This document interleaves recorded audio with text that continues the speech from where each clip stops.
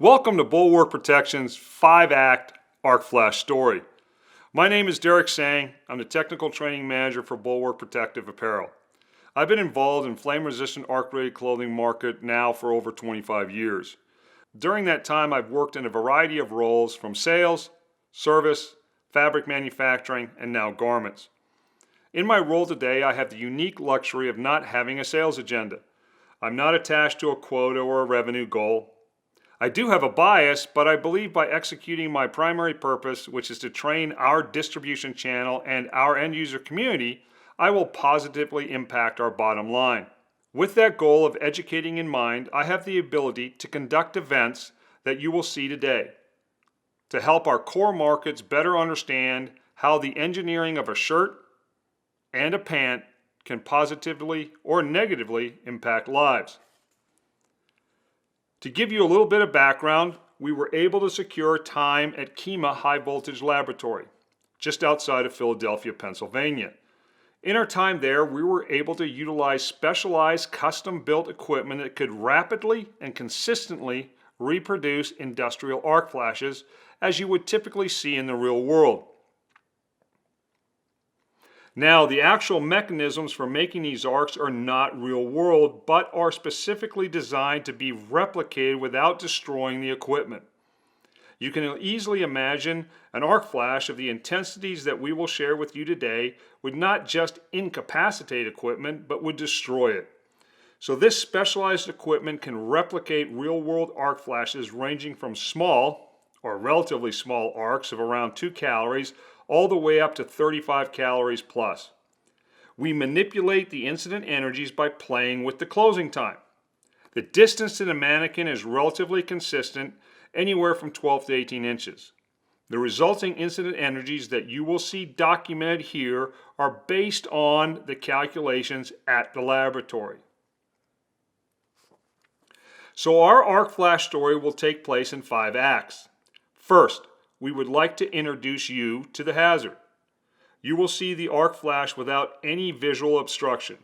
You will see an arc coming out of the box without a mannequin in front of it.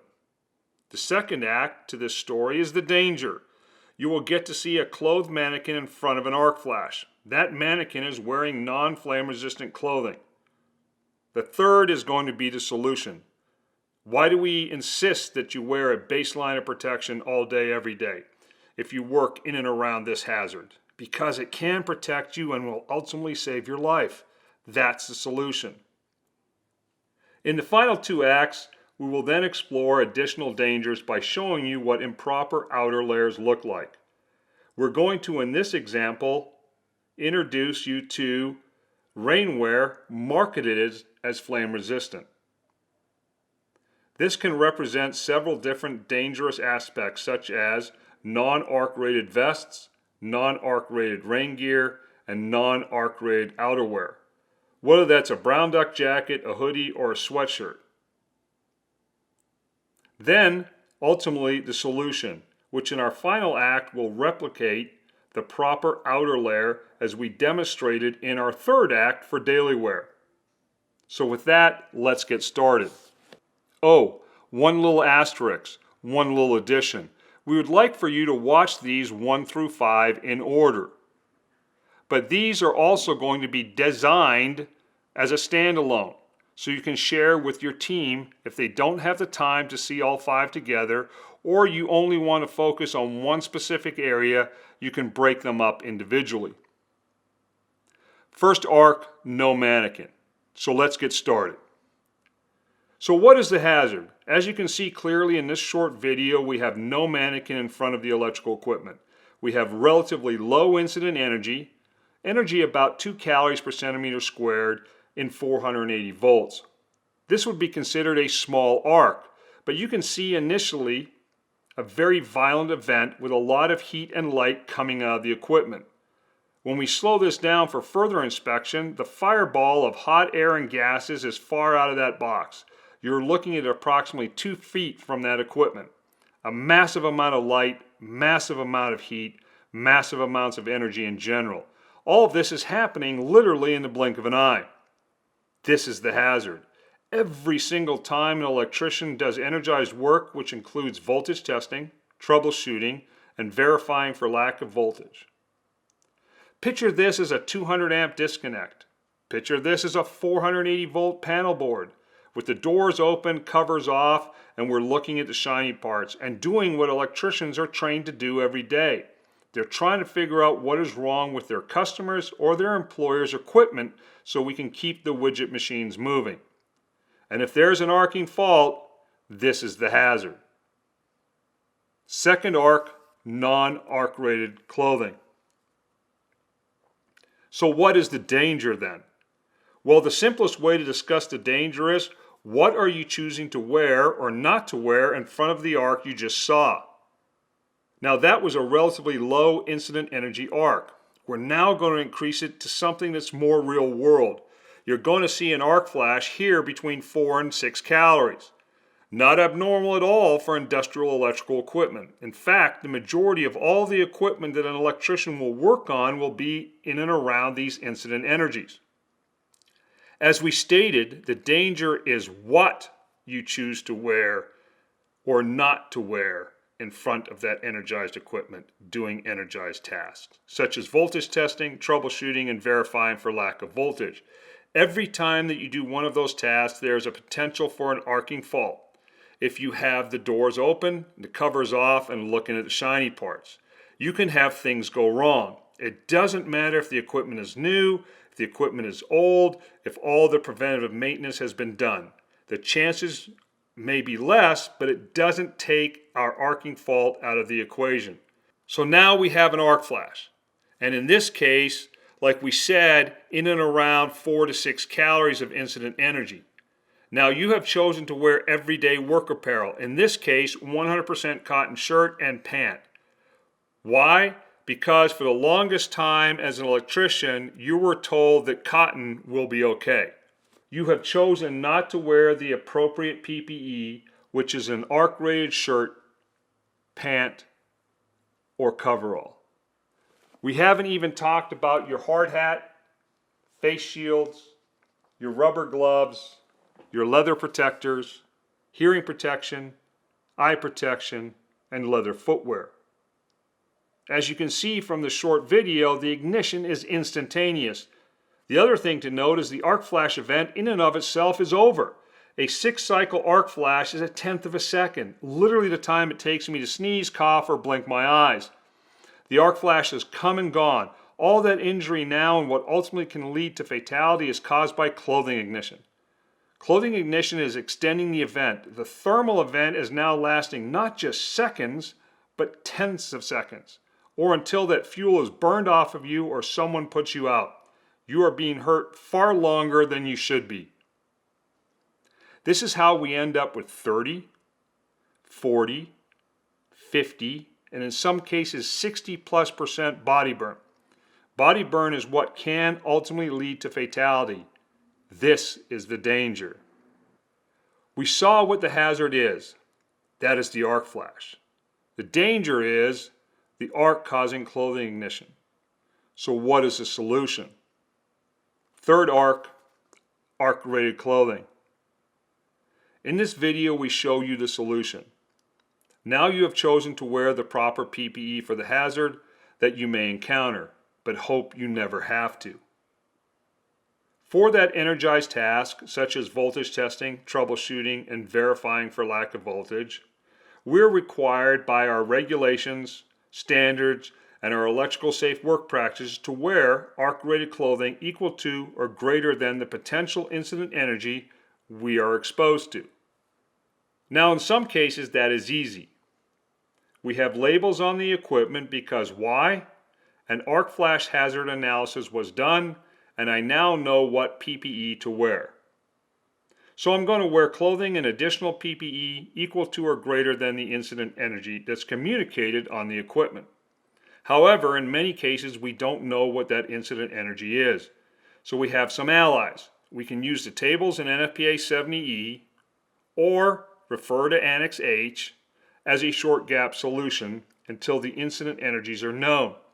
Here's a question. The host company I'm working for as a contractor, is in the process of getting that arc flash hazard analysis done. What options do I have? As we stated prior, you have the tables in NFPA 7E, which will tell you if you're working on equipment X and you're doing task Y, wear PPE Z. The other option is Annex H in the back of NFPA 7E. We have what's commonly referred to as the simplified two-step approach. Though it has evolved over the editions, very simply it's 8 calories or greater protection in your shirt, pant, or coverall all day, every day, or what is commonly known as Cat 2 protection. Your additional PPE when working energized: hard hat, face shield, rubber gloves, leather protectors, your balaclava, your eye protection, your hearing protection, and leather footwear. By doing that, when we have the same arc that we saw earlier and what was described as the danger, we now have a completely different outcome. Our arc-rated clothing is equal to or greater than the incident energy. It has been designed to first and foremost self-extinguish once that thermal energy is removed. Remember, it's 6 cycles, 1/10 of a second, the time it takes to sneeze, cough, blink your eyes. The arc is gone. My clothing is not on fire. It has put itself out by design. It has insulated and protected me because it is equal to or greater than that incident energy. We don't see any break open, and there's no exposing what is underneath. Remember, that is important, as I'm allowed to wear non-flame resistant natural fibers underneath my arc-rated clothing. Those non-flame resistant base layers or underwear are usually 100% cotton for the large majority of wearers. Some wool for colder temperatures. So why natural fibers? Because they will not melt or drip. It doesn't say they won't ignite. But if that outer layer is doing its job, you're going to be fine. Now, if we find ourselves a little bit closer to that arc, or that arc lasts a little bit longer, is a little bit more intense, because that fuse didn't trip, and we now have enough energy to cause break open, ideally we would like to have another arc-rated layer underneath. That's where our arc-rated base layers, that's where they come into play, because now we have more protection. How much more? If you want to get them tested together as a system, you can find that out. The most important takeaway, though, is I have no fuel to burn. There's nothing that arc can do as far as breaking open my outer layer and finding a flammable underneath. I have removed that from the equation. So the solution: arc-rated daily wear shirt, pant, and or coverall equal to or greater than the incident energy. I know what the incident energy is because there's a label there. I don't know the incident energy, but I can use the tables or I can default to Annex H. Bottom line is, I will not ignite, continue to burn, ultimately ending the injury from that event as quickly as possible, interrupting injury that would potentially lead me to catastrophic body burn and potential fatality. Fourth arc, non-arc rated rain gear. So here we are now in Act 4 with potentially dangerous. Many of you listening, watching, may have this rain gear in your tool room today, and it's being utilized by your employees out in the field. This gear is determined to be flame resistant, typically referencing one standard. The standard most often seen in the label is ASTM F6413, more commonly known as a vertical flame test. These fabrics, these waterproof laminates, are typically PVC Nomex applications. They will pass that very simple elementary baseline flame resistant test. Why? Because the composite will demonstrate self-extinguishing properties. Because it does not ignite due to the fact it retreats from the heat source like a plastic. You will have minimal char length, again because the PVC actually retreats away from the flame. And you will have no afterflame, little or no afterglow. You can then market it as flame resistant. After all that, we still have no idea how this will perform in an arc flash. Why? That is not what this baseline test is designed to inform you about. So you have something being marketed as flame resistant with no idea how it's going to perform in your actual hazard. As you will see here in this video, it will fail, and fail miserably. First, we have massive amounts of break open. Our outer layer has totally failed. And secondly, we have ignition. It has ignited and is causing injury in areas where they're not exposed to the arc. We may find ourselves in a summer rainstorm. This rain gear could become not just our outermost layer, but our only layer. Why? We have doffed our arc-rated shirt because it is hot. We're putting on our flame-resistant rain gear, and now in an arc flash, that outer layer is breaking open, exposing what is underneath. Potentially something that is flammable.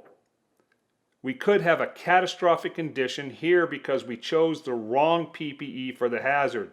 We misunderstood what we were specifying. We allowed a test method to be equal to a standard. To avoid catastrophic failure like you see here, the correct test for an arc flash hazard in rain gear is ASTM 1891. That will then tell you that this rain gear has been tested to a standard. A standard that includes resistance to water, the seams must sustain a certain amount of water pressure, and most importantly, the fabric that it is constructed from has been tested to protect you in an arc flash. You could also conceptually look at this and envision other types of outerwear and layers, such as a jacket, a hoodie, a sweatshirt, or a high-vis ANSI compliant vest. Your outermost layer must be arc rated, and if it's a jacket, hoodie, sweatshirt, it must be equal to or greater than the hazard. Or know what the layer test results are of your shirt and that outer garment. Now when it comes to vests, because we don't have sleeves and vests have large openings at the neck, under the arms, and at the waist, it's not considered a garment. It just must be arc rated. What must be equal to or greater than the incident energy of the hazard must be that work shirt, jacket, hoodie, sweatshirt, what's underneath the vest, the actual garment. So hopefully that clarifies the potential danger. Fifth arc, arc-rated rain gear. As this video clearly demonstrates, having the proper arc-rated garments is the solution. Whether it is a shirt, pant, or coverall, an arc-rated hoodie, an arc-rated jacket, or in this case, arc-rated rain gear. If it has been tested to the hazard, the outcome is dramatically different from non-flame resistant fabrics and garments. Even garments that are marketed or sold as FR, but to a test method and not the proper standard. The FR standards for clothing and rain gear for arc flash are ASTM 1506 for clothing, ASTM 1891 for rain gear. For the flash fire hazard, it is NFPA 2112 for clothing and ASTM 2733 for rain gear. Bottom line, be cautious introducing specialty garments such as high-vis, vests, and rainwear into your program. Make sure you know what the standards are for your hazards and your gear meets those standards. The proper rainwear, the proper outerwear for your hazard will perform excellently. With that, this ends our arc flash story in 5 parts.